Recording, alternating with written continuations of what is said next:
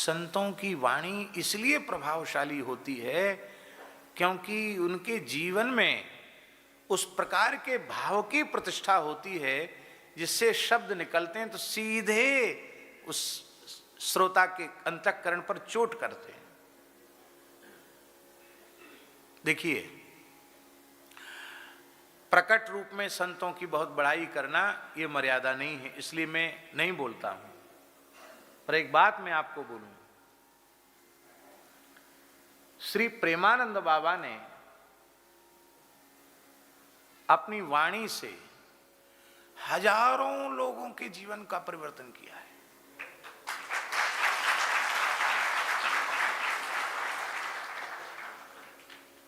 कितने युवक युवती अच्छे अमीर परिवार के सब रज लगा के तिलक लगा के राधे राधे कह के डोल रहे हैं।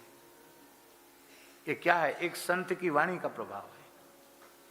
दूर दूर तक लोग कहते महाराज जी हमको बहुत लाभ मिला।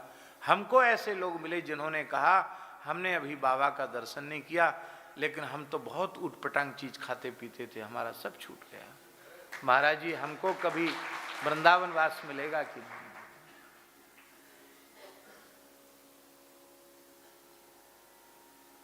साधु की वाणी, सीधा साधा सरल, भगवान का अनुराग जिसके हृदय में हो, और ऐसी भगवान के अनुराग से सनी हुई वाणी जब निकलती है तो निश्चित परिवर्तन हुए बिना नहीं रहता। अब कोई कहे कि सोशल मीडिया से बढ़ गए, यूं बढ़ गए, सब ठीक है, उसकी भी कोई भूमिका हो सकती है, हम नकार नहीं रहे, लेकिन मूल बात है संत की वाणी। किसकी वाणी? संत की। इसलिए कथा जैसे तैसे के मुंह से नहीं सुननी। प्रथम सुने भागवत किसके मुख से? भक्त मुख, भक्त के मुख से सुने। अनेक धर्म विभ्रांता स्त्रैणाः पाखंडवादिनः शुक शास्त्र कथोच्चारे त्याज्यास्ते यदि पंडिता। और विरक्तो वैष्णवो विप्रो वेद शास्त्र विशुद्धिकृत दृष्टांत कुशलो धीरः भक्ता कार्योति निष्ठिः। आज तो ऐसा हो गया कि भागवत विद्यालय खुले हैं, कोई पढ़ लो कोई कथा कहो, पर मेरी प्रार्थना है बहुत विनम्र, देखो अपने लाभ के लिए आप पढ़िए, अपने परिवार में लोगों को लाभ दीजिए, लेकिन यदि शास्त्रीय पद्धति से सप्ताह का वाचन करना है तो किसी पवित्र विप्र कुलोत्पन्न ब्राह्मण को ही व्यासासन पर बिठाइए, जैसे तैसे को मत बिठाइए। हमारी बात बुरी तो लगेगी, लगे तो लग जाए भाई, हमें कोई नहीं बुलावे तो ये भगवान की सबसे बड़ी कृपा है। लेकिन सही बात यही है। देखो हम पक्षपात नहीं कर रहे हैं, हमने एक दिन पहले भी कहा था, इतर जो लोग हैं ब्राह्मण से इतर, वे अपने कल्याण का साधन कर सकते हैं पर दूसरे की कामना की पूर्ति का संकल्प भी नहीं ले सकते।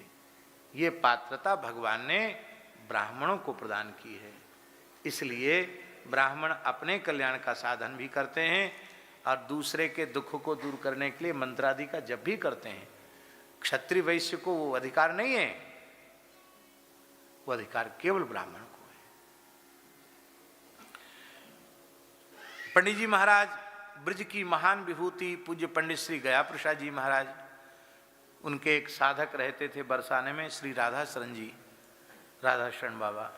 उन्होंने एक बात बताई, उन्होंने बताया कि पंडित जी महाराज ने एक बार स्लेट पर लिखा,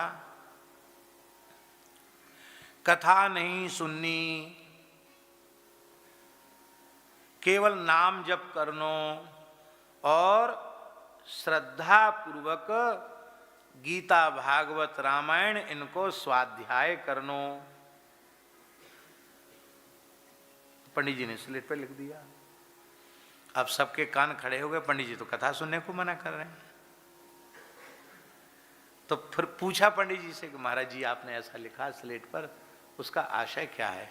तो पंडित जी ने कहा कि मैं कथा सुनने को मना नहीं कर रहा हूं, जैसे तैसे के मुंह से मत सुनना, किसी भगवत प्रेमी अनुरागी के मुख से सुना।